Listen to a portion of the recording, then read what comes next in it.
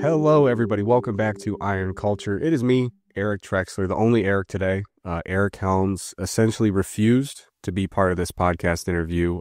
Mark, something you should know is that Eric Helms and I co-host Iron Culture, and at every possible opportunity, he tries to come in and give all sorts of sporting updates about a powerlifting program on this side of the world, a powerlifting competition on this side of the world, an Olympic weightlifting competition over here. So he's all about detailed rundowns of the results of these true iron sports. And I try to take every opportunity to work in American football. That is my first love as a guy from Ohio. So every time I start talking about football, he glazes over. Sometimes I feel like one of these days he's just going to leave. So he's actually traveling right now, but I figured while he's gone, I'm going to take advantage and we're going to talk a little bit of football. So that brings me to our guest for tonight, the esteemed Dr. Marc Lewis. He's the Director of Applied Sports Science for the Houston Texans. That's an NFL team here in the U.S. for our international listeners. And so Houston's not your first stop. You've been doing sports science and strength and conditioning stuff all over the place: Wake Forest, Virginia Tech, Penn State, and now, of course, in the NFL with the Houston Texans. And according to your bio, this job involves overseeing the collection, management, and analysis of data to inform decision-making to maximize player performance and availability. So, Mark, first and foremost, thank you so much for joining us. It's a pleasure to be here, Eric. Really excited.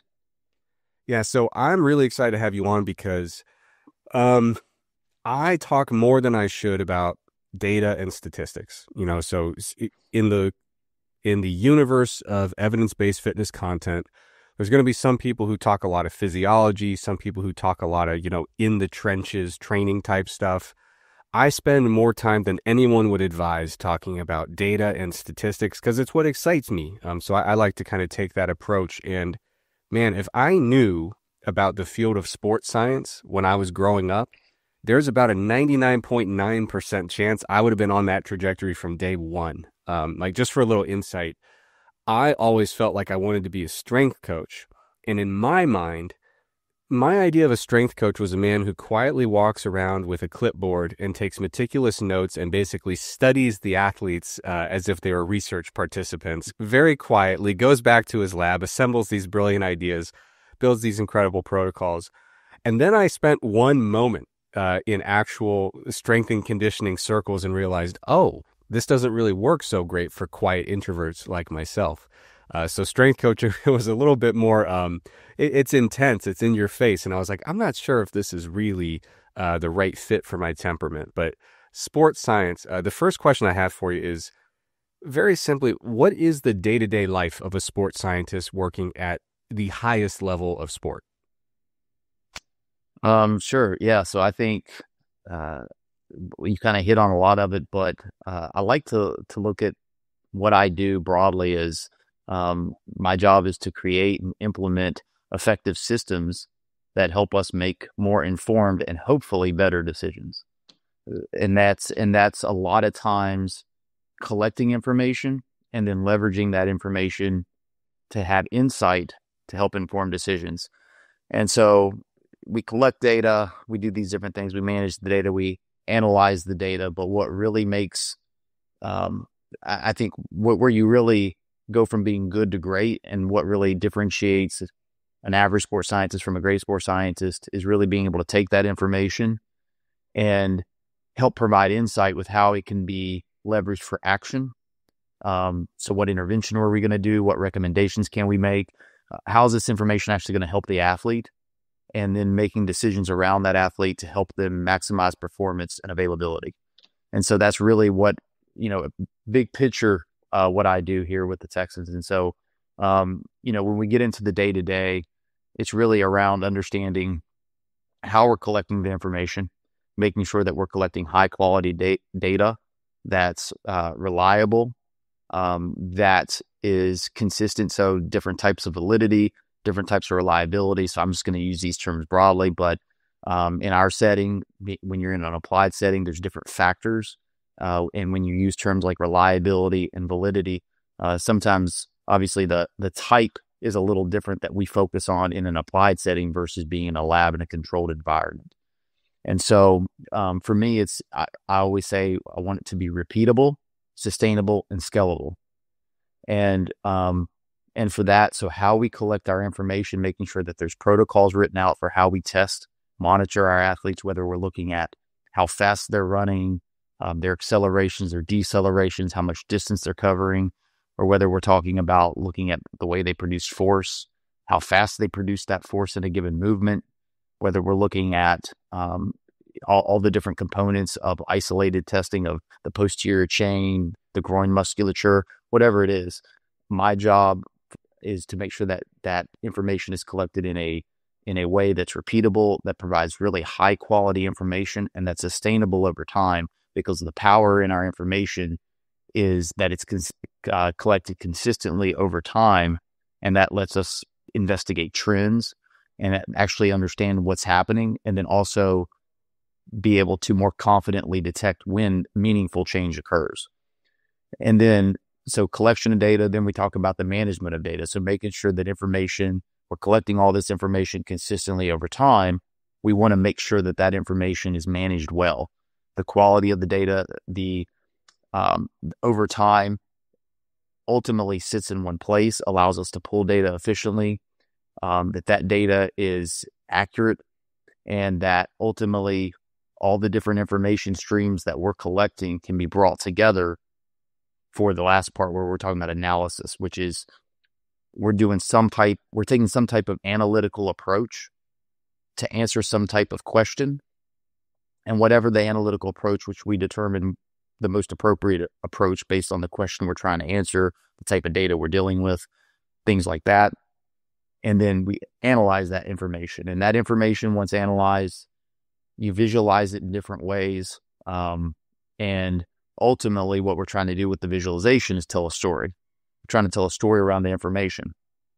Now, all of these things, like I kind of opened with, all these things are very important for collecting information, storing information, and then analyzing that information. But what makes my job special and what I love the most about my work, and I think any sports scientist would say the same, is that, yes, I'm overseeing all of that.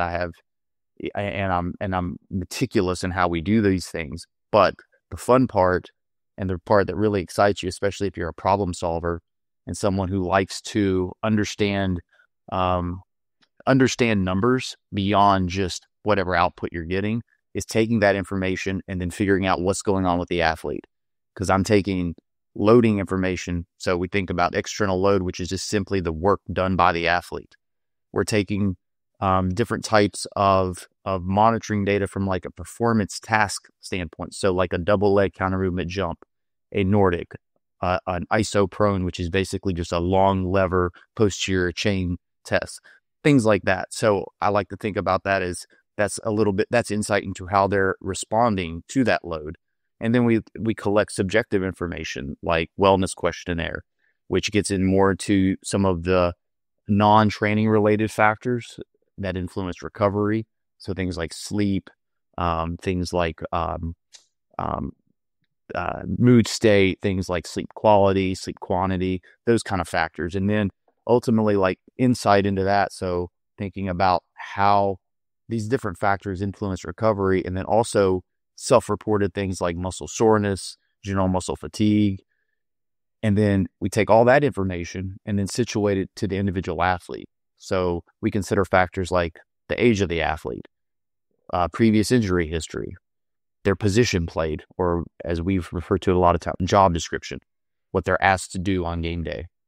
And then take all these factors and then you look at the information and try to determine the best decision. Sometimes it's at the individual level.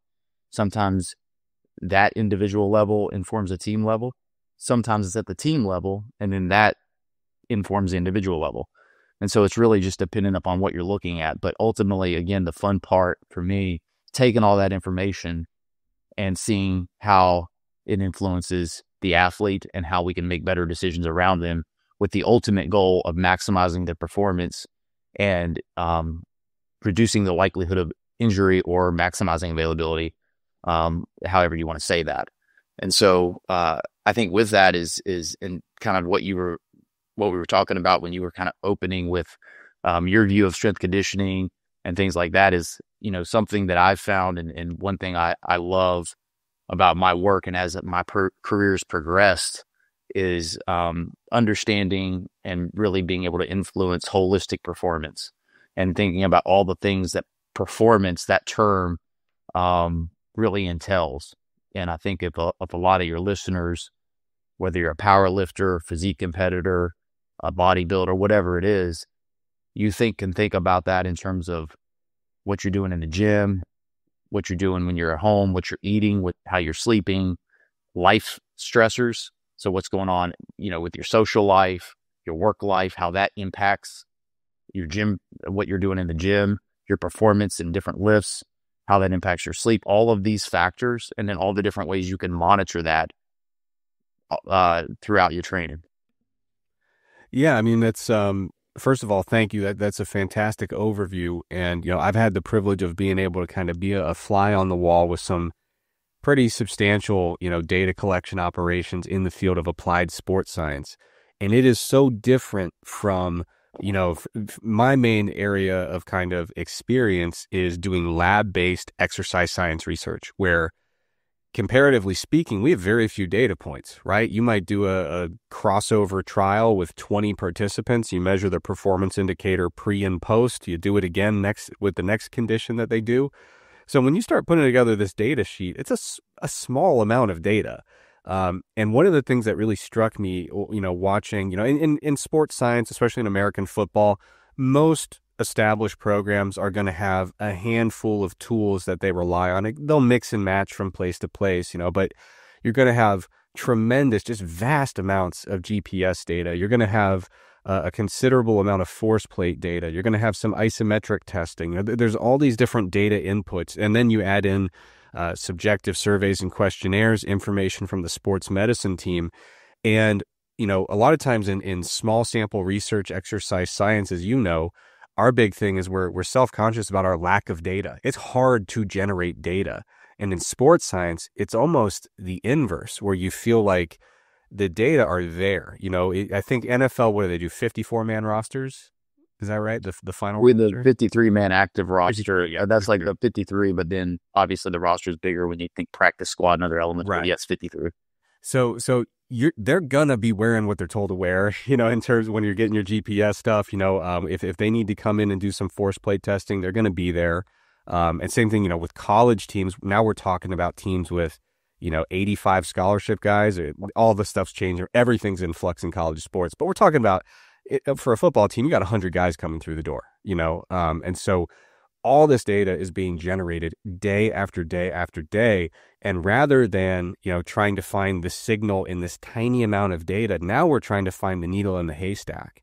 And so one of my big questions for you being a sports scientist with all this data being generated on a daily basis is, how do you decide with this huge amount of data where you need to be looking in order to create those kind of actionable interventions and recommendations? Because at the end of the day, you have to be, your goal is not to collect data. Your goal is to act upon that data in an insightful way that is ultimately beneficial in terms of performance and availability.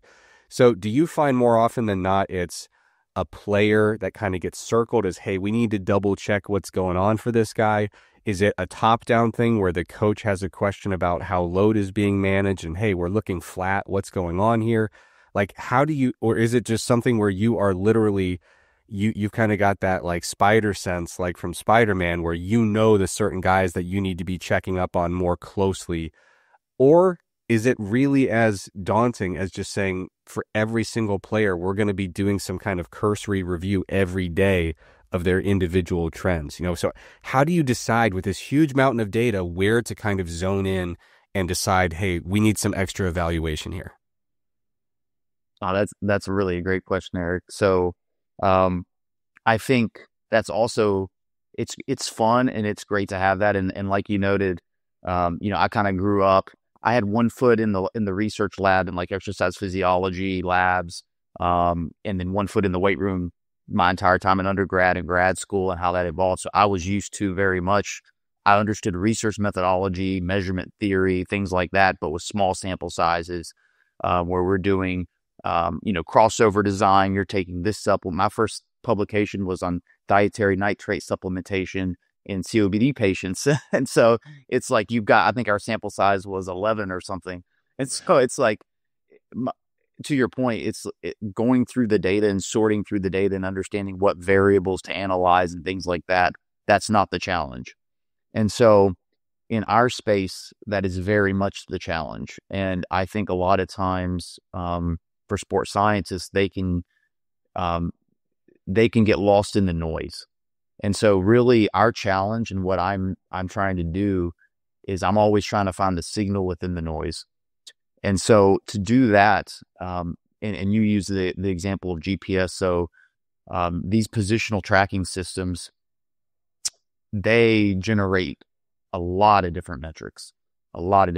There's really 4 tools within these devices that are worn. Generally, folks will see them in the upper back between the scapulae.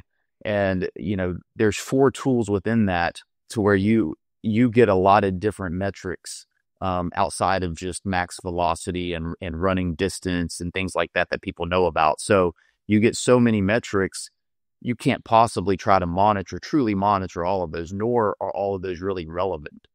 And so part of what you have to do is understand and decide what metrics you're going to monitor and understand and obviously have some rationale for why you're going to monitor those. And there are many different ways to do that. First and foremost, you should always look at the literature and understand what's out there, because metrics, just like we talked about earlier, metrics need to be reliable. And so if you've got a metric that's, and I'll use an example. So like high intensity decelerations, that's a sexy metric. Decelerating in field-based team sport, training it, monitoring it, but it also has a lot of measurement error in measuring that because it's tough to measure, similar to like rate of force development on a force plate in something like a counter movement jump. So those things need to be taken into consideration. Those factors need to be taken into consideration when looking at whether you're going to monitor that metric or not. The other thing that you really have to consider is what's appropriate based on the physical demands of their sport or their position. So in American football, for example, it's, within the sport, you have all these different positions and you can watch the game and you don't have to know anything else about football. And you can watch the game and say, all of these guys aren't the same. It's not soccer where across the field, there's similarity in their physiques, their speed, what they do. Outside of the goalie, everyone else, you're like, okay, yeah, it's similar-ish.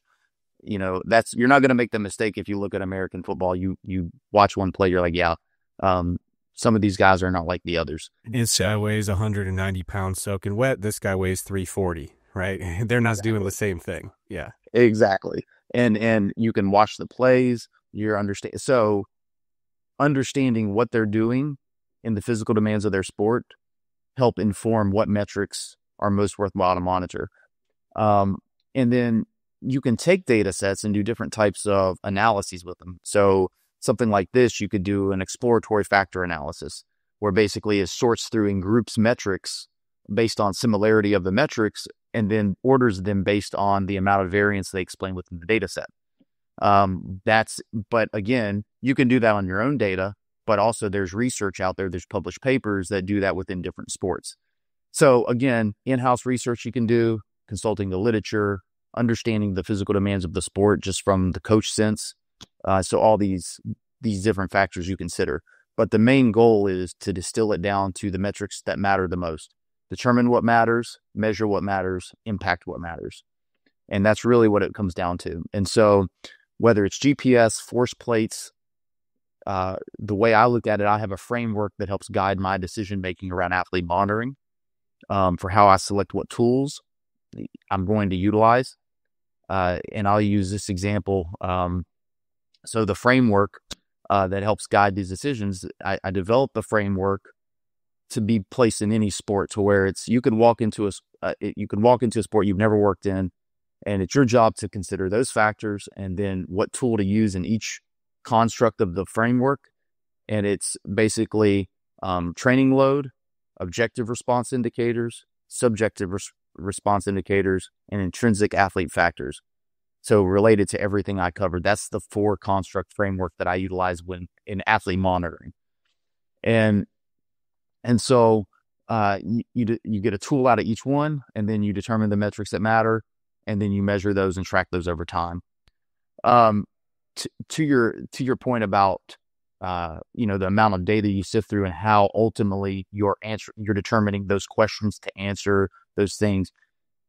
It's a little bit of an art and science in that you have to understand everything specific to your organizational context, your team context.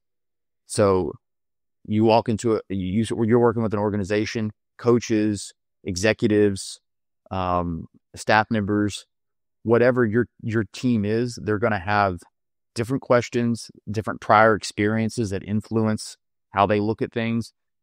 Part of your job is to ask questions, understand their positionalities, understand their previous experiences, and understand what they're really, because a lot of times they'll have things that they're asking, and what they're actually wanting to know isn't what they think it is.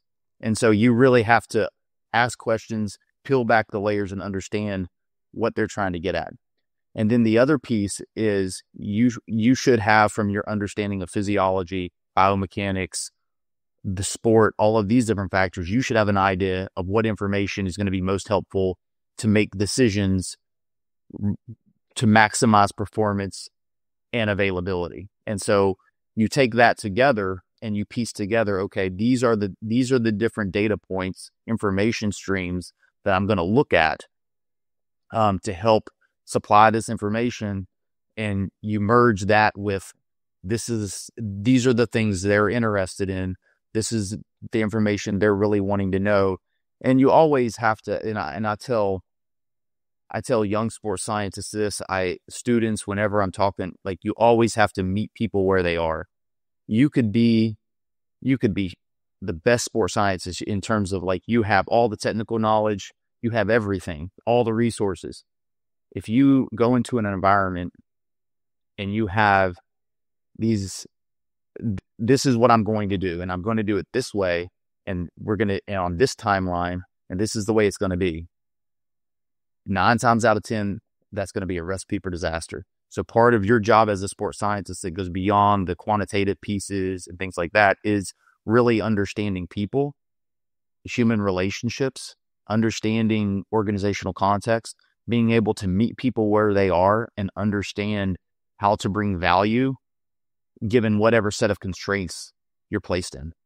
Yeah. And that's really part of that art and science I've referred to a couple of times now with being a sports scientist in an applied setting. Yeah, and to me, that's one of the most refreshing things about, high-level sport. Mark, you work in a multi-billion-dollar industry. I don't know if you noticed, the NFL makes some money, right? The stakes are high, all right? I heard something about that. Yeah. I was just watching a documentary about Jerry Jones and the Cowboys. Apparently, there's money in the sport. I didn't know. Even in a collegiate sport at the high levels, it's serious stuff. The stakes are high. One of the things I find so refreshing about it is getting away from academic publishing and getting into that applied setting. All that matters is being good. Like like you said, the organizational context, it is such a simple way of visualizing what is my role here. Well, we have a game on Saturday, and the coaches are going to call the plays and make personnel decisions, and the athletes are going to go move the ball up and down the field or try to stop it from moving.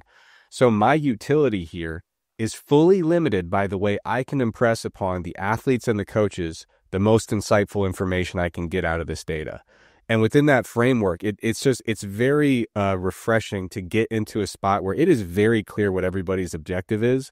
It's very clear how you make an impact there, and everyone has their eyes fixed on the same goal, And so one of the things I love about applied sports science is that people come into it with a level of intellectual humility that I think is really refreshing when you contrast it with kind of like higher education academia, because in academia there's kind of like a process for shifting a paradigm or changing the evidence in this kind of very slow, incremental, foolproof kind of way. But in many cases, academics will fall into this trap where there's only one form of evidence they acknowledge, which is happening in peer-reviewed literature. If I can't, find it in a peer-reviewed article, then as far as I know, it's not useful to me, which is such a strange way of thinking. And in applied sports science, you have people like you who are completely up to date with the literature, scouring the literature on a regular basis to say, hey, I don't have eyes everywhere. Of course, I want to use the research that's available so I don't have to figure out every single thing independently. But at the same time, you have to, in order to do your job well, you have to incorporate experience. You have to develop, frankly, I mean, I'm kind of speaking at you. I would imagine this is relatively on par with what you'd suggest, but you kind of almost have to develop heuristics, so to speak, of like, with this metric, I want to see it in this range, because I know based on working in this field for 6 years, when this metric gets out of this range, only bad things happen, right? Or the risk of bad things happening goes way up. So it's really cool to see people who love data-driven insights, but they're also free to break away from the kind of, published literature and say, we're going to incorporate that to the extent it's useful, but we're also going to keep our eyes and ears open and learn as we go. And I think what's really cool about that is every time you drop in on a new group of sports scientists, the institutional knowledge that they've been cultivating is really, really cool to tap into. Because ultimately, if they're worth a damn, like, they should have information that frankly no one else in the world has yet. You know what I mean? Like, Absolutely. with the sheer volume and frequency of data collection. So it's just super cool to see how people will arrive at these insights, develop their heuristics, and I bet the literature will ultimately, years down the line, kind of reinforce some of those heuristics, the way people are operating day to day. But at the end of the day, you don't have time, right? There's a game on Saturday, there's a game on Sunday. We have to figure out what works now and keep moving with it and keep building that knowledge. Now, along those lines, you started with a strength and conditioning background. You mentioned you did some exercise science. I didn't know that you were a dietary nitrate guy. That's what my dissertation was on. So we have a connection there. But when you started kind of making that shift from strength and conditioning into applied sports science, one of my big questions is like, what are some of the biggest insights that changed some of your pre-existing perspectives related to like training, recovery, strength and conditioning? Like, if you were to go back to your early strength and conditioning coach self, after you've built this wealth of knowledge through sports science, do you think there's anything you would have done differently as a coach in the day-to-day with your programming? Oh, that's a great question. So I'll touch on a couple of things and kind of lead into that. So yes, so throughout my undergrad, I was in the military prior to college. Throughout my undergrad, my grad school, I knew I came into school out of the military to study the human body and the body's response to exercise, to train. And so I didn't know I wanted to be a sports scientist. That job wasn't even something that I saw. And Yeah, to your point earlier, so I started college in 2010. Because I was in the military prior to that. So coming out through those, like, there was no, there were sports scientists, but in the United States, they weren't visible. And it certainly wasn't prevalent. Most teams did not have, a lot of teams still do not have sports scientists. So it's a growing field. So I didn't know that job existed. And coming out of the military, going to college, I just knew I loved physical preparation. I loved training. I loved understanding the body's response to different types of stressors.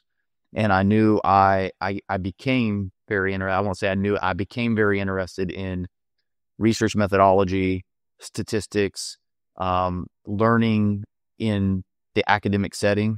I love to read. I love to read literature. I love to read books. On my last combat deployment, I had kind of discovered that you could go to school and major in exercise physiology. I just poured through like the Powers and Halley text. I was just reading. I wasn't in school. I was on COTS and Fallujah, just reading through physiology and biomechanics books.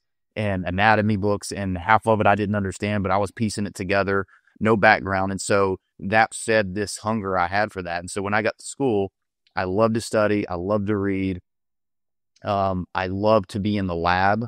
And so any research, it didn't even have to be something that was pertaining to performance. I just wanted to be part of it. My undergrad honors research, I was going back and looking at my poster at ACS the other day, and it was inspiratory muscle training, the inter-rater reliability of inspiratory muscle training in the critically ill population. And so nothing to do with performance, but the power in that is understanding research methodology, measurement theory, statistics, how to answer questions in a methodical way, the scientific method, like these kind of concepts, these kind of things help. But in the same time, I kept one foot over, in the weight room, on the field, on the track, working with anything I could get, interning, wherever I was in school at the time. And then at the same time, personal training people in the gym, training myself, but training others, training old ladies, training younger people, high school students, whatever. So I had a foot in both. And so I really got introduced to the world of sports science in an internship at US Ski and Snowboard. Center for Excellence in Park City, Utah is really where I got introduced to that. And I went to, it's a performance mecca, and you've got sport psychologists, sport physiologists, the great Bill Sands. You've got strength conditioning coaches. You've got chefs, the nutrition piece, dietitians, but also chefs that are also RDs. Like, you've got everybody under one roof. And that's where I really got introduced to this world of sports science, also the world of high performance and what that could look like, right? To kind of answer your question, the more I learned things outside of traditional strength conditioning, and the more I learned about performance as a whole. And when you get into sports science, and I think as you become more advanced in sports science, you really start understanding all the different things that impact acute response to stress, but also chronic adaptations, the different factors to consider. And you understand beyond just things that are, come out of the essentials of strength conditioning text, where it's just, programming, and you're thinking everything's in the weight room is what I need to focus on. And if I do this, this will happen. But within sports science, you actually see in the data and start understanding how much variability there are between people and their response to the same thing, and all the different factors that influence that response. So to answer your question on what I would go back and tell myself, is to take a step back and try to understand the big picture. Coming up in S&C and being around strength coaches, you're obsessed with weight room. You're obsessed with periodization and programming and technique and all of these different things, which is great. There definitely needs to be learning and development in that area. However, sometimes you neglect these other things, right? Sometimes you neglect really being able to step back and consider these other factors, consider all these other things, learn in different areas that really influence everything you're doing in the weight room, because that's a small portion of time. And so I think really going back and telling myself, I would look at it differently. I would look at performance differently. I would probably spend more time. And if you work strength conditioning in team sport, I think you should really spend a lot of time watching and studying the sport itself and understand where the weight room fits into the sport. And so that kind of feeds into this as well, is that I would remind myself of that. I didn't really understand that for a long time. And I think a lot of strength coaches don't. We think, we focus on, the need to squat and the need to do this exercise or that exercise or whatever it is. But a lot of times I think we hyper focus on those things, and we overvalue these different types of lifts or things done in the weight room. That's a small piece to it. There are many methods to do things, understanding where that fits in the big picture of performance. Yeah. That brings up a question that I'm sure many of our listeners wrestle with, which so Something that's always struck me as interesting is in the evidence-based fitness world, there's a lot of talk, or especially, if you go back like 5 or 10 years, there was a lot of talk about overtraining. And there'd be a lot of talk about how folks need to really thread the needle in terms of you need to be pushing this hard in the gym, but no harder. You really being cautious of this kind of upper ceiling of what you can recover from. But it strikes me that a lot of that information largely trickles out from strength and conditioning coaches. And what's interesting about that is a lot of them are working with team sport athletes who are spending multiples more time playing their sport, being on the field, doing agility, sprint, conditioning, all this other stuff. And the weight room is, like you said, an important piece, but a relatively small piece of the total training stress and the total training load. And so my question is, this is like a very applied question, but I think our audience will get a lot out of it.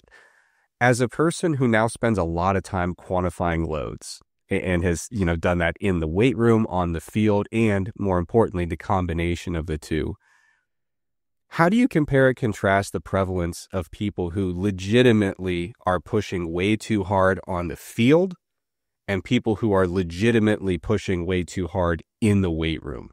Because the thing that I'm kind of getting at here is there's a lot of people who are very terrified about pushing too hard in the gym, but they exercise 60 minutes a day in a weight room, and they're behind a desk for the other, either behind a desk, sitting or sleeping for the other 23 hours. So, how do you kind of compare the degree to which these two different elements actually have the capacity to really push people over the edge such that they need to be worried about that balance of training stress and recovery?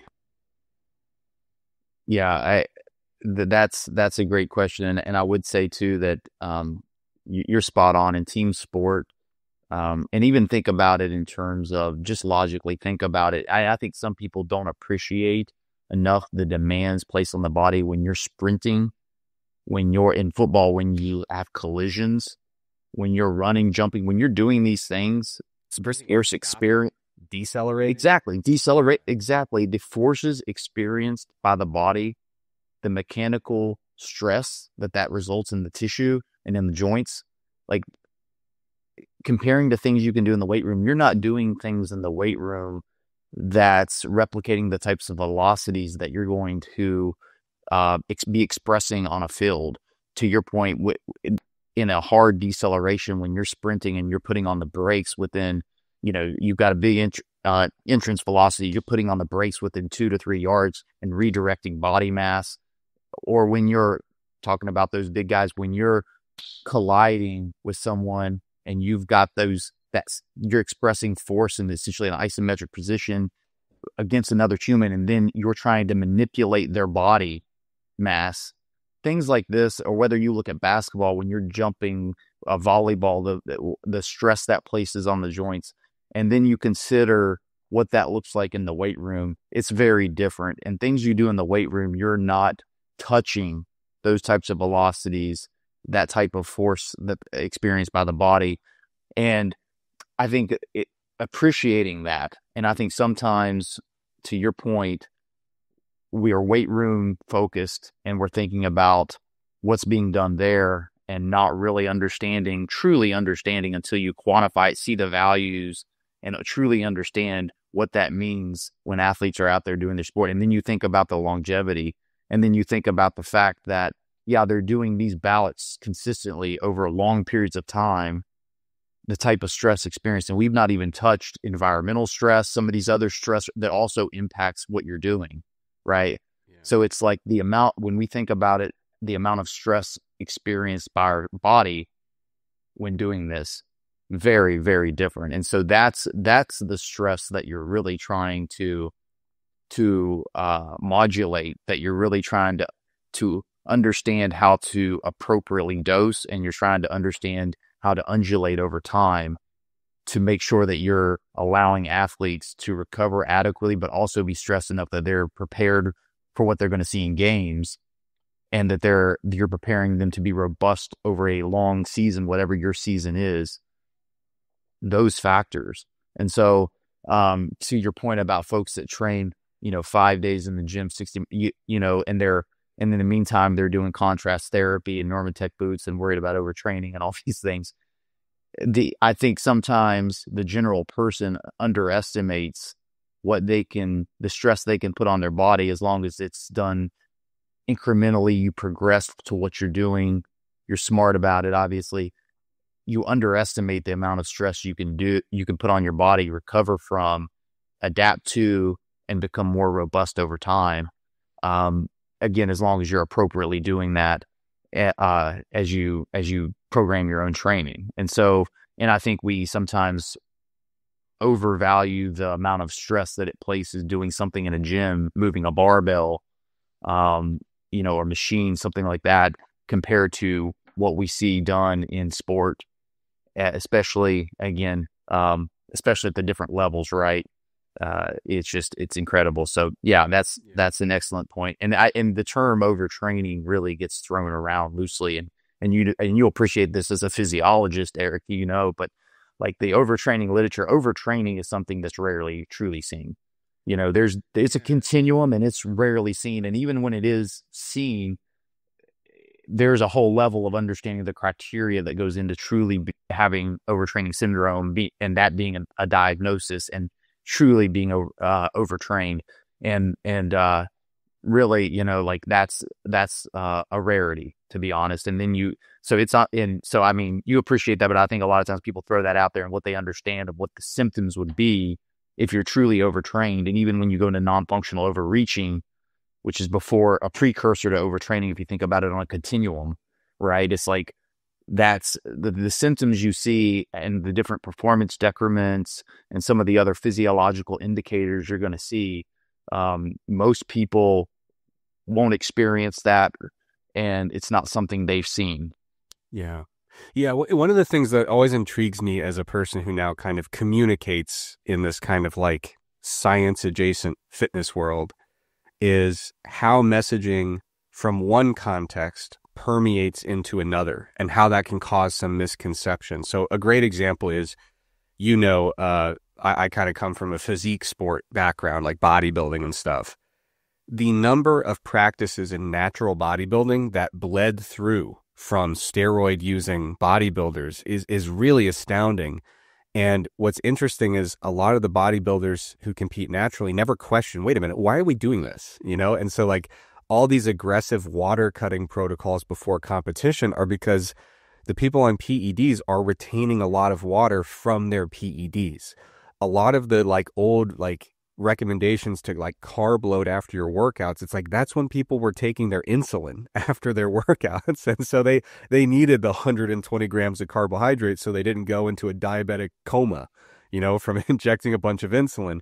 So in a similar, less extreme but similar way, it seems that a lot of folks carry over a lot of this overtraining concern into a pretty typical fitness program.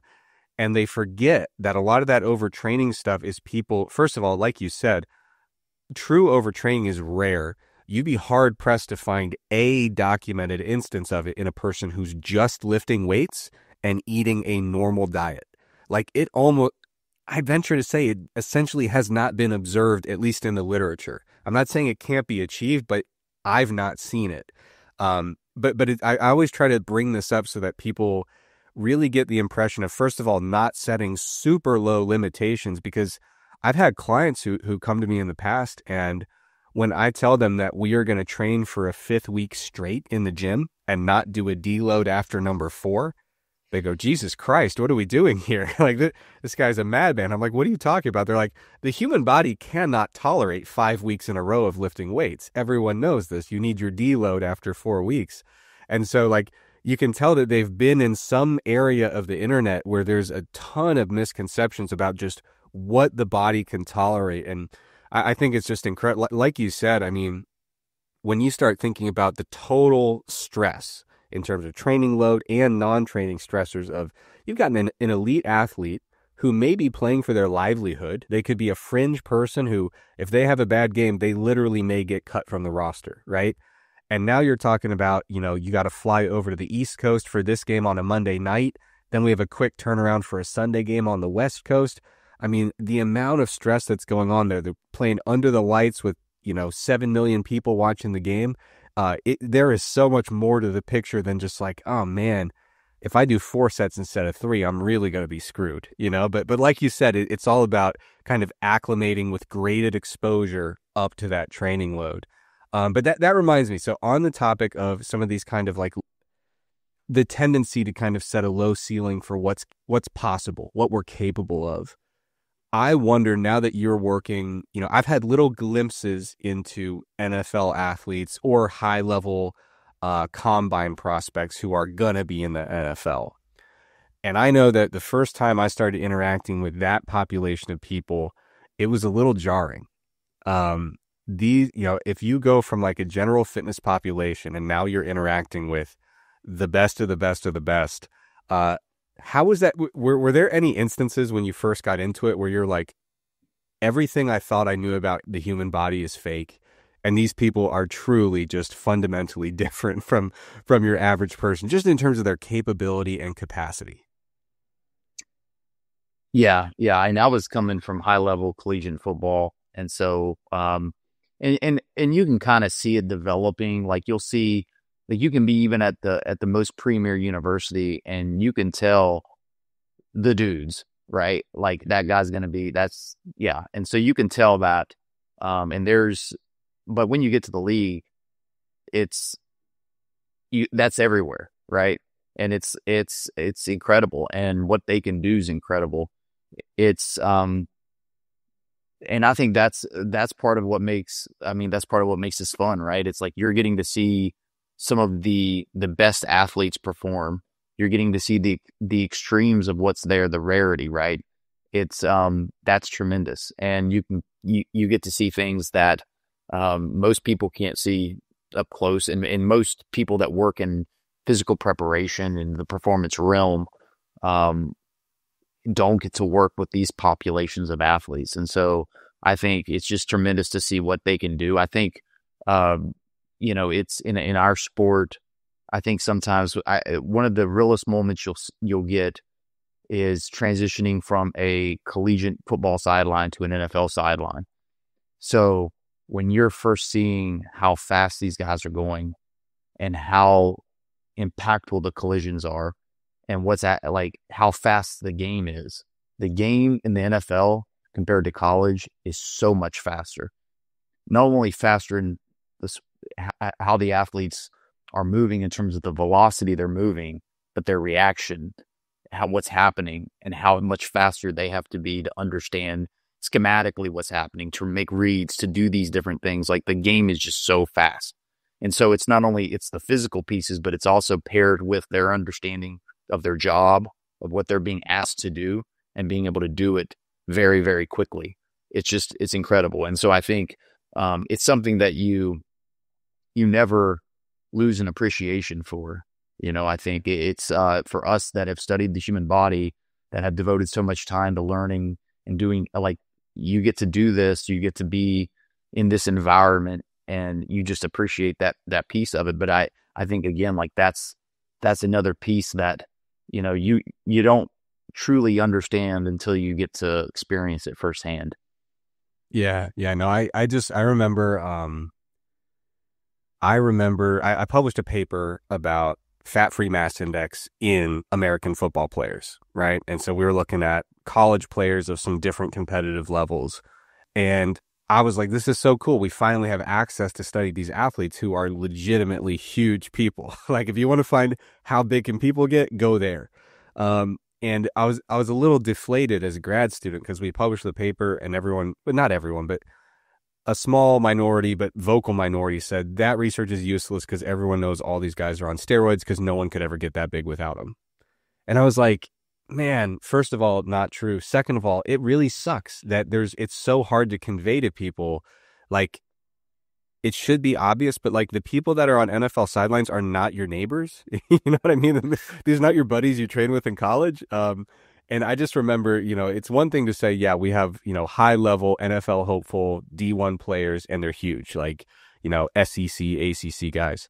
But I remember doing some testing associated with retired NFL players. And these guys would walk in, and I would do a DEXA scan for them and talk to them about their training, their nutrition. These guys would come in looking just absolutely jacked. And I'm like, some guys have all the luck, you know? So, and I'm talking to them, I'm like, so what's your training program like? And they will look me dead in the eye, Mark, and they will say, I have not touched a weight since I retired 7 years ago. And I'm like, bro, if I looked like you, I would consider myself in the shape of my life, you know? And that's as a person who had been competing in bodybuilding for 5 years at that point. So it's so hard to kind of convey to people like the spectrum of human capability when it comes to some of these physical traits and the athletic tasks that an NFL player actually does on a regular basis. And they make it look simple. And you're like, dude, like, you know, we're starting to see these crazy 40 times from defensive tackles that weigh 340 pounds. And you're like, what do you mean you ran a 4.8 or a 4.9? Like, it just doesn't make any sense, you know? But yeah, my biggest thing with that is just it is so incredible to get those little opportunities to have that glimpse of like, oh, this is performance. Like, this is what it's all about if you push it to the absolute extreme.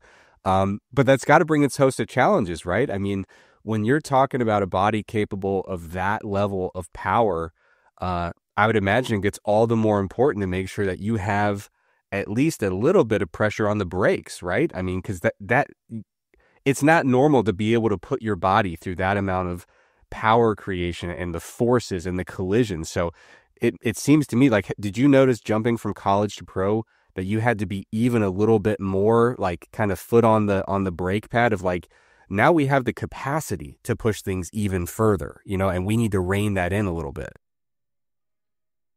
Yeah, absolutely. Absolutely. It's, in college, you might be dealing with one or two guys like that and, you know, a handful, but in the NFL setting, as you alluded to, like you're having to very much, and I would say the considerations that go into everything, understanding, you know, the capacity that's there and how you need to be very careful when you're pushing that, because when you push it, they'll go. And that's the thing, right? They have the capacity and it can happen fast. Yeah, like you don't want bald tires on a car that can go 200 miles an hour, right? Like you got to really mind the details when you're talking about that level of capacity. Exactly. That's the whole, and that's the thing. You have to be very, very careful. And that's also to kind of bring in something I mentioned earlier, trying to take all the information in to consider the best decision to be made. And I'll use something simple here. You know, we're talking about, okay, it's commonly known now really that, you know, we want to maintain some exposure of high velocity exposure for hamstring health, right? And so that's something that is very common, done across all team sports. But how meticulous that has to be in this environment, just understanding all the considerations. Does this guy have anything that's bothering him? An ankle, a knee, something that might compromise his movement pattern? Is, you know, what's his sleep been like? What is like, because their capacity, their ceiling is much higher, and the cost with that effort is much greater than what you might have seen in other settings. So it's like you have to consider all of these things, not even to mention the type of value that's placed in these athletes in our setting, right? Yeah. It's like in college, the numbers you have, which you know, we mentioned earlier, and the difference between 1, 2, 3, so forth. Like obviously you're going to have your exceptions, but here it's everything, right? And so how careful you have to be, all the factors you have to consider, you know, the framework I spoke of earlier, all of these different information streams that come in from these, it's 4 constructs, the tools you pick. Part of the reason those constructs, they're related but distinct, right? So that means that the information coming from these constructs provide distinct insight, something that's related but distinct. So a different piece of information, a different type of information. The idea is to take all of these together to understand, okay, sleep? How are they reporting from soreness fatigue? What are we seeing in the performance tasks? What's their loading been like? What's their injury history? All these considerations to really be able to understand, okay, we can push a little now. We're in a good spot. I've checked everything. There's still more risk with this, but everything, I've exhausted all avenues, and I feel like this is a good decision here, that we can push a little bit. But to your point, like, my approach overall is much more conservative than in the college environment. And that's, as you were referencing, pushing on the brakes more, much more conservative. And the amount of time that goes into making what someone might think is a very simple decision, just to make sure that I've thought and considered everything, including even potential unintended consequences, all of these different things. It's again, like, just much more conservative overall. Yeah, and it's a lot like lifting, right? So you always are thinking about the context of the lifter. So if someone comes to you and says, hey, do you think I can do heavy squats and deadlifts in the same session? You might say, well, I mean, you're a beginner. Like, I'm not sure you're quite ready for that, nor do you really need it at this point in your development. Same question. I'm an intermediate lifter and I'm on a time crunch. Like, yeah, we can squeeze them in. That's no big deal. So the answer goes from probably no to probably yes. And now all of a sudden you're talking to an advanced lifter. And it's like, by the way, when I say heavy, I mean 800 pounds each. And I'm like, Jesus, don't do both of those in the same day. Are you insane? Like, so as that athlete's capacity changes, and it's not necessarily, just a linear path, right? It's like at first no, then yes, and then definitely no, right? Just based on what they're capable of. Now I want to shift gears a little bit here. So we talked about, 2009, 2010, neither you nor I had heard of sports science. Now sports science is very much a thing, and, NFL teams, Major League Baseball teams, a lot of universities have dedicated sports science professionals, sports scientists. So my question to you is, it seems to me like Europe was kind of ahead of the game, like European soccer, when it comes to sports science. What is your current state of the union as it pertains to sports science in America, and where do you see it going in the next handful of years? Yeah, sports science is growing rapidly. Teams that are expanding, and it's been an evolution. As we noted, 2010, let's say, it was very hard to find a sports scientist working in team sport environment.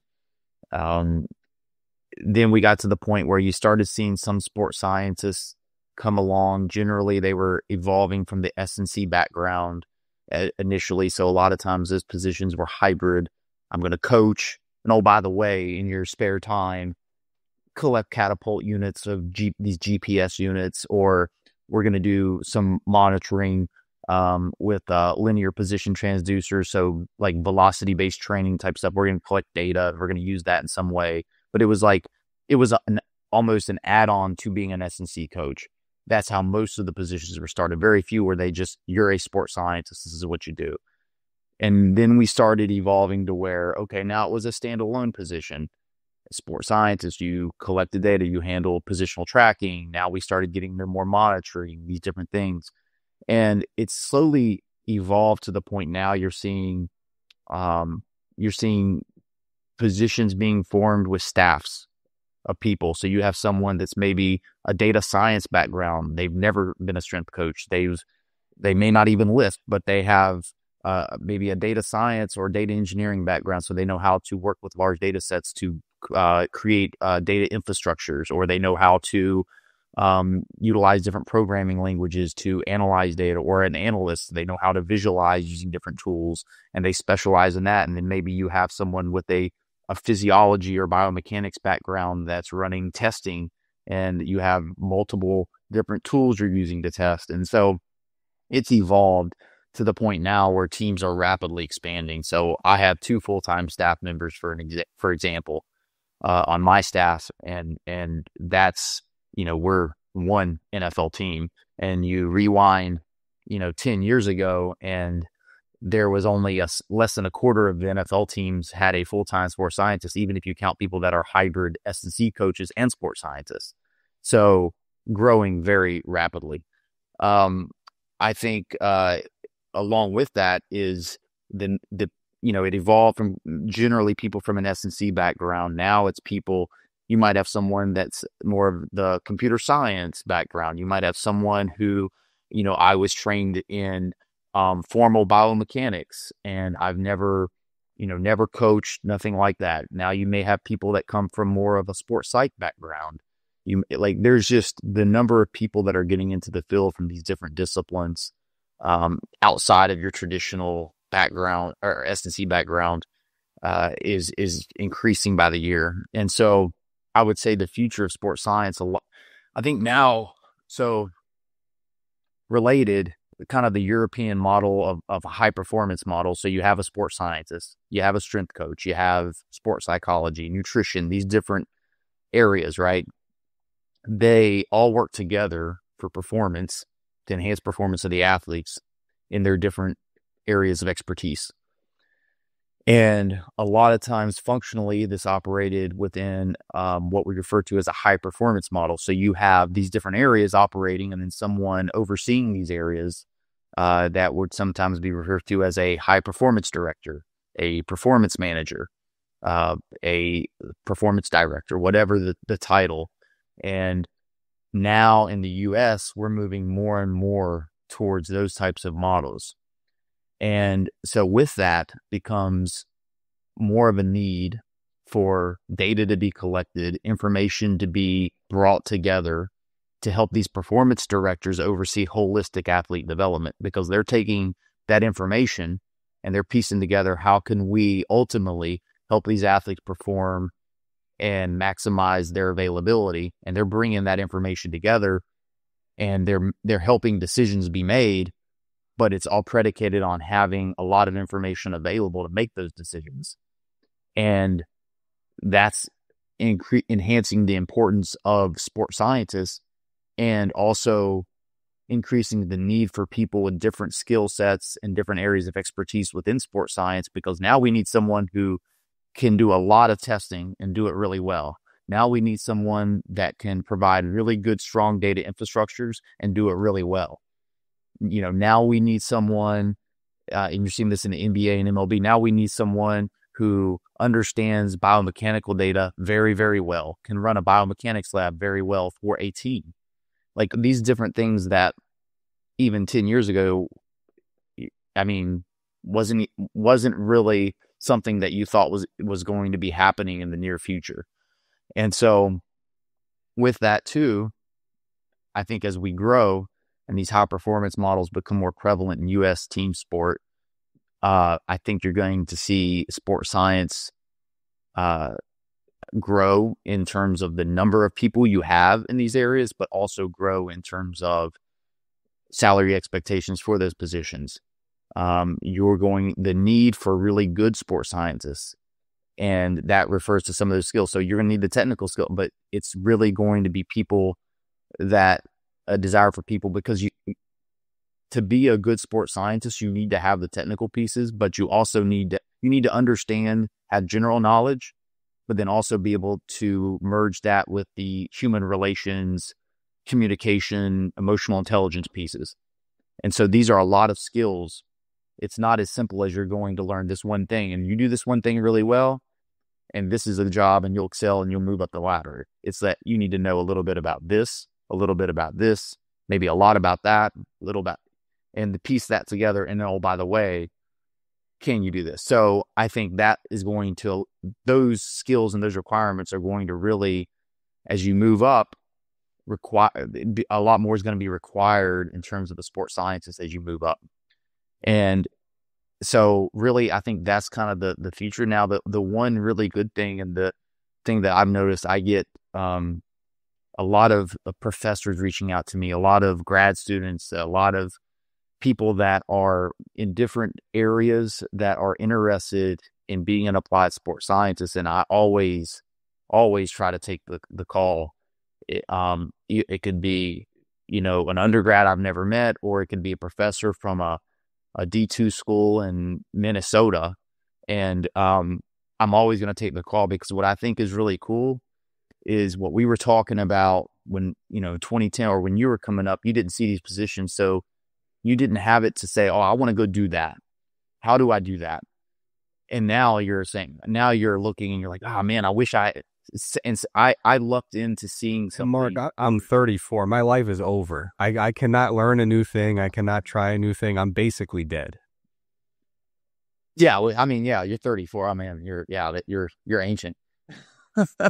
Well, and again, I think it's really cool that there's these positions that people look at. Maybe people look at what I do and they're like, look at what he does. Man, I want to do that. How do I do that? If I can have a conversation with someone and help give them some tips or something that helps them or inspires them, like I want to be able to do that, because I think that I didn't see those people, and I know how critical that would have been if I had have seen those people, but the influence that would have had. I remember when I started in sports science, even when I got into my PhD and I was doing sports science at Virginia Tech, there was no other sports scientist there. My PhD advisor is an integrative physiologist. He could teach me physiology and research method, but he wasn't an applied sports scientist. No one there was. So I remember hopping on calls late at night with people all around the country who I would just reach out to, and they would be in the same boat as me, and we would just talk shop. And I'd say, I'm dealing with this. Oh yeah, I dealt with that. We would just help each other, share ideas, share insights. And like, I get so excited now being able to, get a student reach out or get a professor reach out. Like, how can I better prepare my students for these positions? Or a student reach out, hey, what are the steps to get in that type of role that you're in? And man, to think that I could provide some tips, provide some insight to help them, or even the fact that I'm mirroring something they want to do, and it gives them hope and inspires them that like, oh, I want to do that. I see what I want to do being played out now, and I could pursue that. I think that's so cool. And so I think, again, to the point of the growing field of sports science, and as we go, I think obviously the number of programs you're going to see at universities that offer these, we've already seen the growth. Programs that are shifting, starting from new, but also increasing their offerings. Programs that are shifting to more applied courses and more applied offerings. Programs that are hiring more faculty, is expanding. And so with that, I think you're going to see that growth as well, because I think now people see these positions, and it's getting up. It's things that I think people, working in sport, working with science, technology, data, like I'm biased, but it's exciting work. And like, I think a lot of people see that and they want to pursue it. And so, I think sports science is going to grow rapidly, and I'm excited for the future see where it goes in the next 5, 10, 15 years.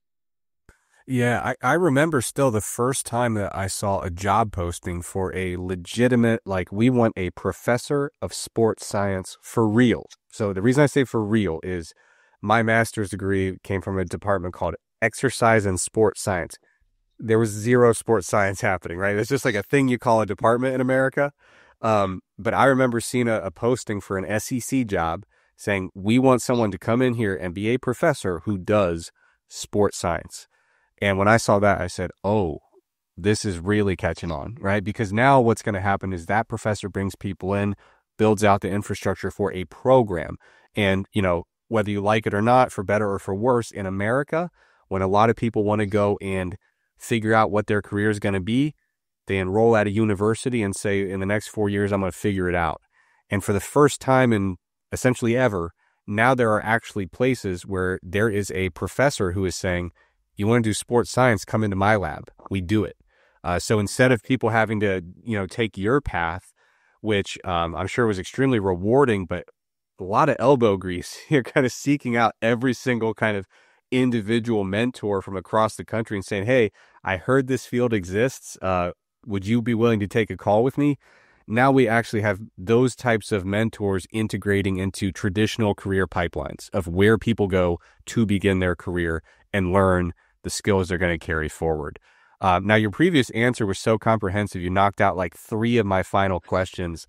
But correct me if I'm wrong here, because I don't want to have you just restate what you already said, but correct me if I'm misinterpreting.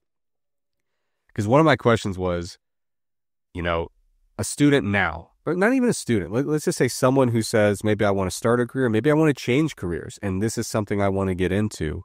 One of my big questions was, what's the playbook for breaking into applied sports science in the current environment? And so what I picked up from your last answer is, you better know how the body works. You better know how bodies respond to training. You certainly should not be allergic to data, so some proficiency or comfort level with technology and statistics.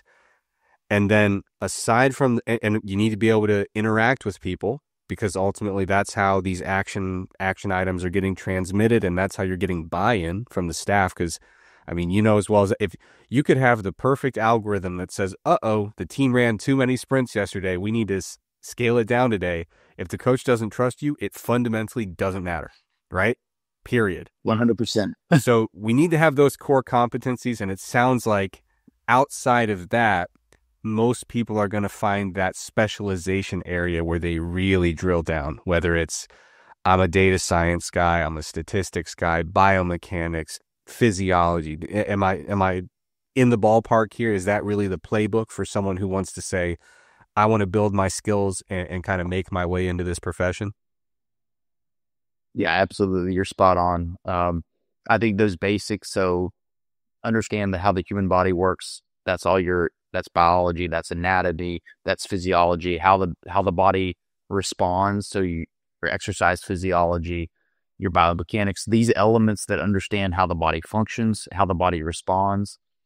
And then statistics. You got to have some background, some working knowledge of basics. Like, you don't need to be highly proficient in 4 programming languages and be able to have taken 2 years worth of advanced statistics, but you need to have the basics.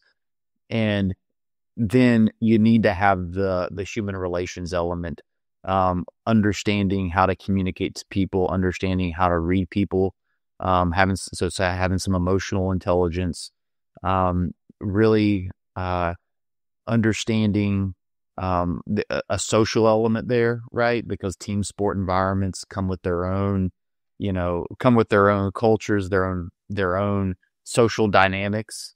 And so understanding those elements, and then some area of specialization is going to be developed. And I always tell people, as you're learning these different areas, expose yourself across all these different areas first before thinking, okay, I'm going to specialize in this, because you need to kind of test the waters in these different areas, because you might stumble on something that's a strength of yours that you weren't even aware of. And because I think your area of specialization really has to be something that you're passionate about, something that there's naturally has an area of strength around it for you, because there will be that element. You just have to discover it. And then obviously you're passionate about that area. Like, I'm going to, really be situated in the data science area. And so, like, in terms of the preparation you take, the time you spend devoting yourself to that area, you're going to have some general working knowledge around, exercise technique, programming, physiology, these other elements, but you're going to hang your hat on being a data scientist. That's great. Or, I'm going to understand all there is to know about testing and measurement.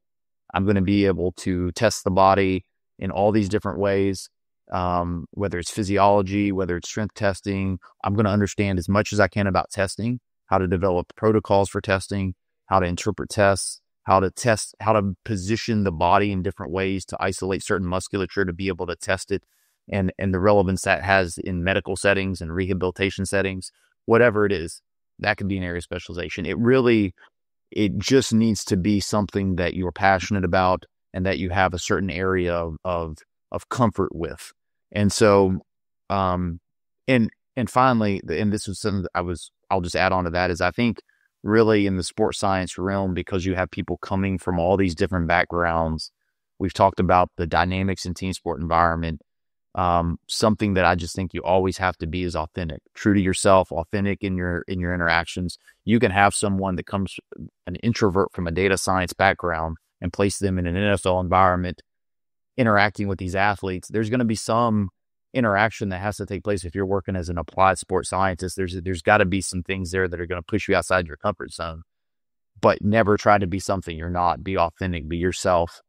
And because people will respect that, and that's going to come off as a genuine, okay, this is who this person is, as opposed to mimicking something. And I say that partly too, because you referenced at the beginning your personality and being a strength conditioning coach, which is loud, a lot of times loud, not always extroverted. Like, don't try to be that if you're not. That's coaching 101, right? Be yourself.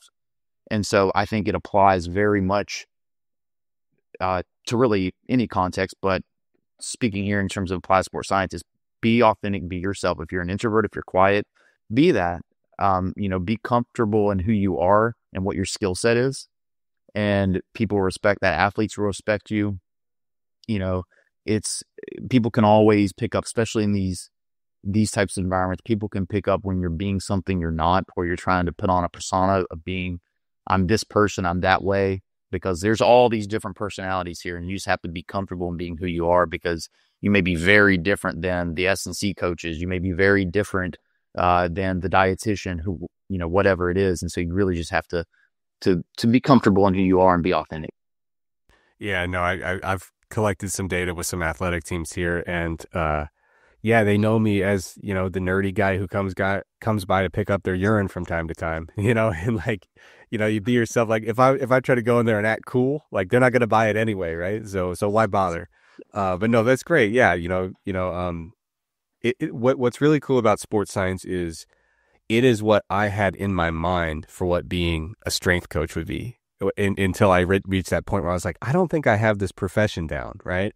So it's awesome that those roles are expanding, that it's a field in an area that's growing, and I appreciate you for giving our audience a little insight into what this field is, and a little bit of a blueprint for how would you build the types of skills that would be necessary for getting into it. And like you said, with sports science, with any specialization you want to develop in life, every person I know who's gotten really good at something, they'll pretty much tell you, when your aptitude overlaps with your passion, you'll look around, and once you find that one thing where you have that really good overlap, where you say, I actually have some skills here and I'm crazy about it, you never look back, right? So you can kind of sample these many different facets of sports science, and when you find that match, you'll probably know, you know what I mean? And you can take that and run with it.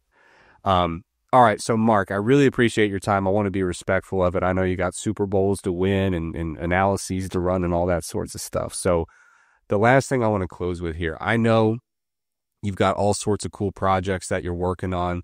I don't know which ones you want to make available to the public out here, which ones you want to shout out, but if people want to stay in touch with you, if people want to check out some of these projects you're working on, where would you direct them? Sure. Yeah, I would say Instagram, Twitter, at Marc, MARCT Lewis. And then I do have a book that I wrote with a good friend and colleague of mine, Adam Virgil, the Sports Science Handbook. Not a book about force plates and GPS and things like that. It's a book about really how to think and how to apply principles within our setting. And so very, very applicable to anyone wanting to work in this type of environment, but also applicable across really any area. In terms of sports science exists everywhere, which is kind of what we've talked about here. So I think, would be very interesting to a lot of your listeners. And if you want to learn more about sports science, dive into some things. We are, myself and Adam, we're launching a business called the Sports Science Network, which is really all about connecting people to resources, connecting people to people. So maybe you're interested in sports science, helping you learn more about it, potentially connecting you to different types of people that can give you insight into working in this space based on your interests. And so that's where I kind of would say start. And again, I've mentioned it here, but I'm more than happy to chat with anyone. I love what I do, but also I think more than anything, I love helping people achieve what they aspire to, and whatever that looks like. So if you have questions, you're interested in chatting, I'm always open. Feel free to message me, and I'll be more than happy to chat with you, and I'm more than happy to point you in the direction of whatever your interests are, and help in any way that I can. Yeah, and I can vouch for that, Mark. You've been shockingly generous with your time. I've bothered you with some questions in the past. You've always made yourself available, so I really do appreciate that. Um, Make sure you send me over some links so that everyone listening can check out, all these projects that you're working on and stay in touch with you. So we'll make sure we put those in the show notes for everybody that's listening. Yeah, and the Sports Science Network, I'm excited to see how that grows, because I think that's going to be a really cool resource for everybody. And when it comes to the Sports Science Handbook, I have seen it myself with a privileged, ultra special proof copy before it's officially out. And it's great. And I think a lot of people are going to like that. Like you said, sports science is everywhere.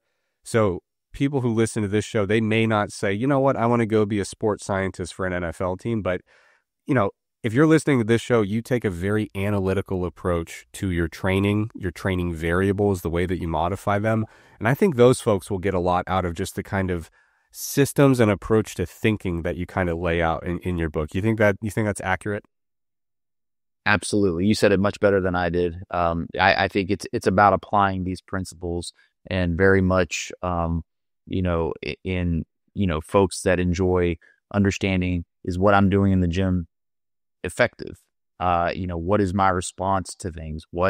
How can you're monitoring things, your strength and lifts, your body composition, your body weight on as a maybe potentially a control variable as you modulate different things. You track what you're consuming from an energy standpoint, these different things. It's about applying these principles in whatever setting you're in, with yourself, personal training, with clients. And so, yeah, you, again, very well said, better than I did. All right. Well, Mark, like I said, you're too generous with your time. I'm absolutely abusing it. So once more, I just want to thank you so much for joining us on Iron Culture. Everyone, thanks so much for joining us. Make sure you like, rate, subscribe, share with a friend, all that good stuff. And we will be back with another episode in 1 week.